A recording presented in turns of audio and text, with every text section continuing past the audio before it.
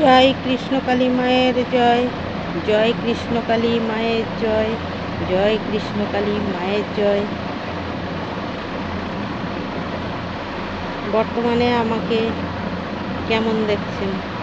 আজ থেকে 4-5 দিন আগে ভিডিও করেছিলাম, আমার অবস্থা কেমন ছিল?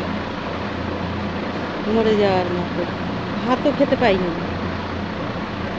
পার্টি অফিস থেকে দান করেছে ভাত, আমার অবস্থা দেখে তো কৃষ্ণকালী মা আর ডাক্তারের ওষুধ, দাওয়া আর দোয়া, এই দুটোই আমার লেগেছে। ডাক্তারের আগেও দেখিয়েছি কিন্তু ভালো হয়নি। কিছু দোয়াও লাগে, আশীর্বাদ, নেগেটিভ ঊর্জা আর পজিটিভ ঊর্জা দুটো। তো যাদের ভিতরে পজিটিভ ঊর্জা বেশি, তাদের কষ্টটা কম, কিছুক্ষণের জন্য ভোগান আবার ঠিক হয়ে যায়। আর যাদের নেগেটিভ, তারা অপরকে ভোগাতে ভালোবাসে। ওরা লোককে কি করে ভোগাতে হয় সেটা ওদের ব্রেনে সবসময় ঘোরে, অর্থাৎ পৈশাচিক, যেটাকে বলা হয় পিশাচ, ভূত প্রেত, এই ধরনের। মঙ্গলা মার ভিডিও কাল থেকে দেখা চালু করেছি, প্রত্যেকের ভিডিও দেখছি, প্রতিবাদের ভিডিও দেখছি, বা মঙ্গলা মা যেগুলো বলছেন সেগুলোও শুনছি।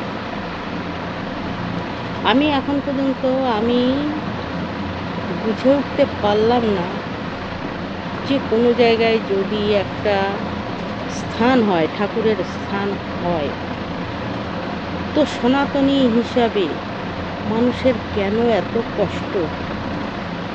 তাদের ঘরেও তো পুজো হয়। আচ্ছা, মঙ্গলা মা খালি ইনকাম করেন, কোথায় 90 লাখ টাকা দিয়ে নাকি জায়গা কিনেছেন, কোথায় সোনা গয়না এটা সেটা দেয়, সবই ভিডিওর মাধ্যমে এর ওর মুখে শুনতেই আছে। তো তোমার ভাগ্যে আছে সে পায়, তোমার ভাগ্যে নেই, তুমি পাও না। তুমি কাউকে কিছু দাও না, তাই জীবনে কিছু পাও না। উনি দিচ্ছে, কি দিচ্ছে? নাম, যেটারটা পজিটিভ ঊর্জা, যার ধ্যান। আর ধ্যান মানে কি? নিজের শরীরকে পবিত্র করা। আর নিজের শরীরকে পবিত্র না করা পর্যন্ত হচ্ছে যত তান্ত্রিক হোক, যত অঘোরা হোক, ও সব আমার জীবনে আমি দেখে নিয়েছি। আমার ছেলে যখন মার্ডার হয়েছে না, কত জ্যোতিষীর পায়ে ধরেছি, পারবেন সেখানে যেতে, কোনো কথা বলতে? গলার চেন বিক্রি করে, সোনার চেন বিক্রি করে 20,000 টাকা দিয়ে দিয়েছি, কিন্তু কিচ্ছু হয়নি, কিচ্ছু করতে পারিনি।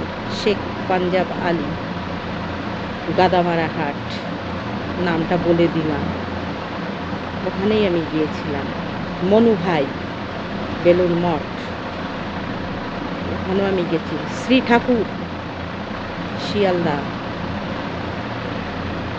জগন্নাথ শাস্ত্রী, তপন শাস্ত্রী, ওনাদের প্যাড খুললে আজও আমার নাম দেখা যায়। জমি জায়গা ভিটে বাড়ি সব বিক্রি করে এদের পিছনে দিয়েছি,